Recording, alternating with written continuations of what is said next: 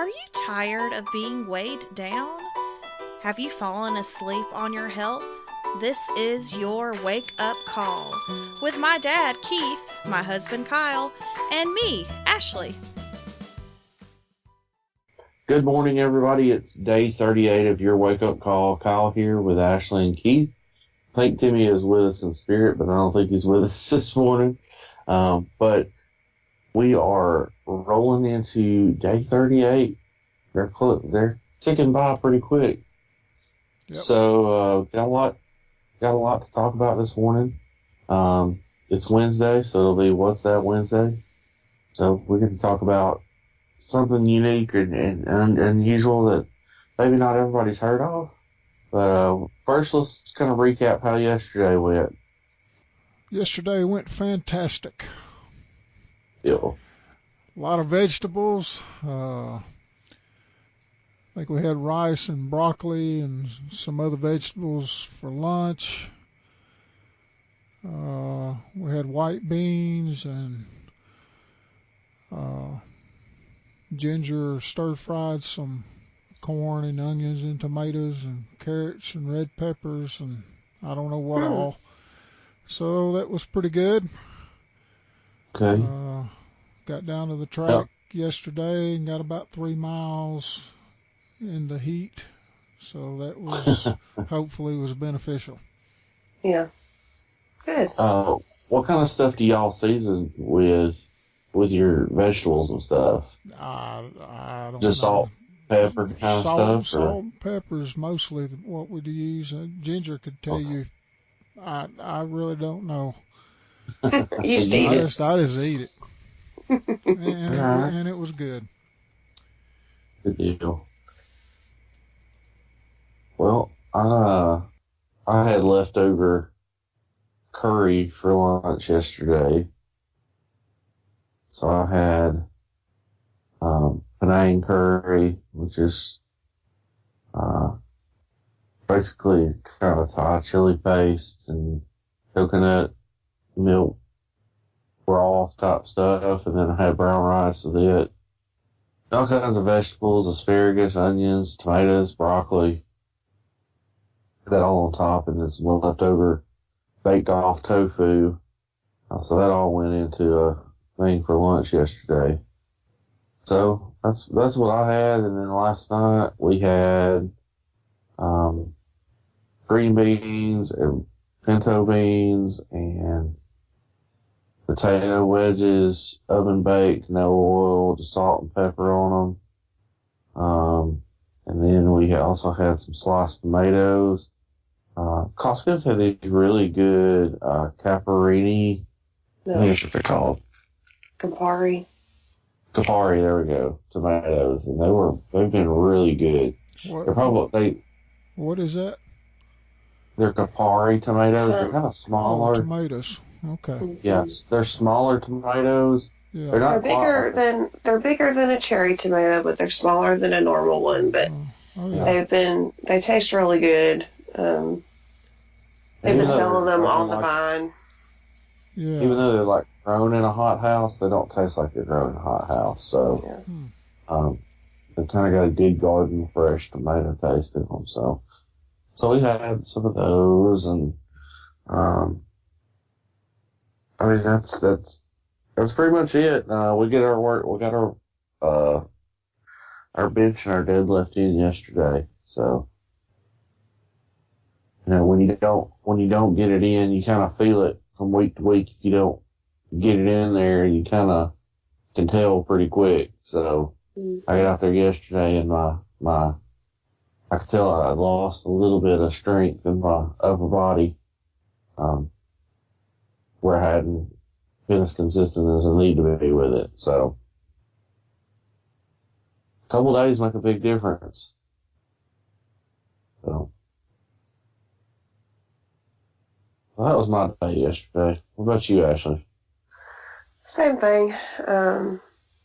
Kept everything plant-based and got the weight training in and got over 10,000 steps yesterday, and so that's about it. Good deal. Yeah. I thought today. Okay. I thought today for What's That Wednesday we would talk about a kitchen gadget that has gotten very, very popular in the last few years. So most of you probably already know about this, and some of you may not, but we're going to talk about electric pressure cookers today. The name brand that's really getting a lot of attention is called the Instant Pot. And Mom and Dad have an electric pressure cooker, and it's not the Instant Pot, but it's like one they got off of QVC. So it does all the same stuff. It's just a different brand, really. But I really like it because it cooks things fast, and it has lots of different features on it. Like, I love that I can cook dried beans in 45 minutes.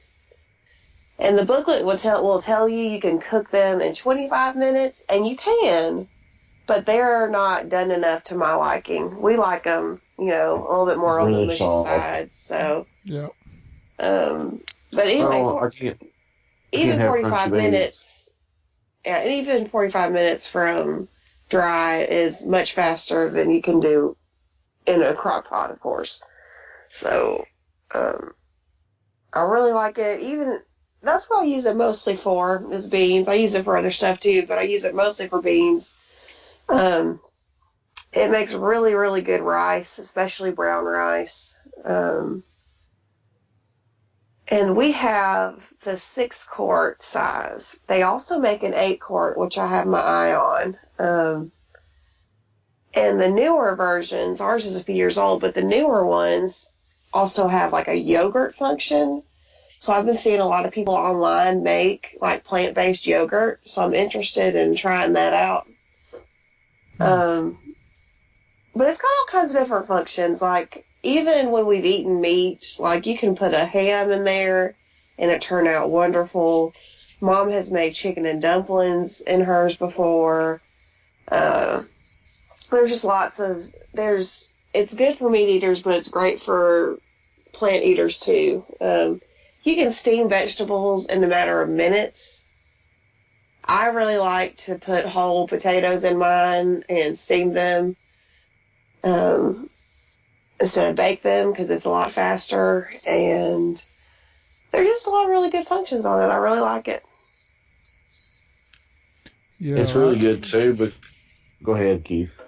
Oh, I was just going to say the beans, especially. Yeah. They come out, tender, and it's a perfect way to cook your consistency. Beans. Yeah. It's really good. You don't have to wait around forever. Another good thing is there is a delayed timer on it. So much like a crock pot, you can kind of set it up in the morning, have it set, put the timer on.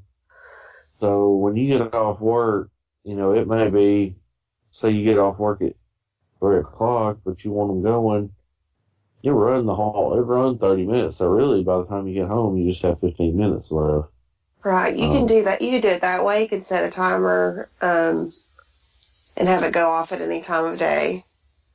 But you can also, it has a warming function. So after it finishes cooking anything, it'll warm, and it'll stay warm for up to 10 hours before it shuts itself off. So for something like beans, I don't mind them to sit there for a long time, because I think the longer beans sit in a warm pot, the better they get. So there have been times when it's sit in there for 2 hours before we've even touched them, and they've been really good. Well, another good thing about it is it can also function as a cooktop. So if you travel, and I know it has a saute function. Right, there's a saute function. So you can actually cook the entire meal in there without having to use the pressure cooker function. If you want to. If you wanted to. So, like, if you wanted to make some chili, you can go ahead and throw your onions in there and get those going, get those sauteed down before you put your beans back in there. In fact, you can probably cook the whole thing in there, pressure cook the beans, take them out, onions, your salt, your spices, the beans back in there. Yeah. So it's just a very versatile. I think, and this is what makes it really successful, is it does more than one thing.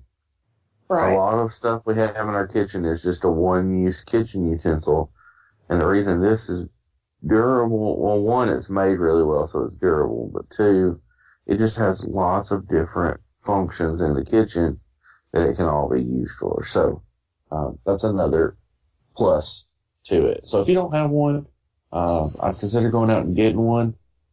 If we were Amazon affiliates, I'd put a link in the description so you guys can go out and find one. But, definitely check it out on Amazon. Like Ashley said, the 8-quart versus the 6-quart. It's worth it to get it. You're going to be using it quite a bit. One of the good things about the 8 quarts is that it can fit jars and stuff in it too. You can right. actually a lot of people can in theirs, which sounds awesome to me because canning just has always looked like a pain in the butt. So, well, especially if you're doing like we are, and you're eating lots of fruits and vegetables.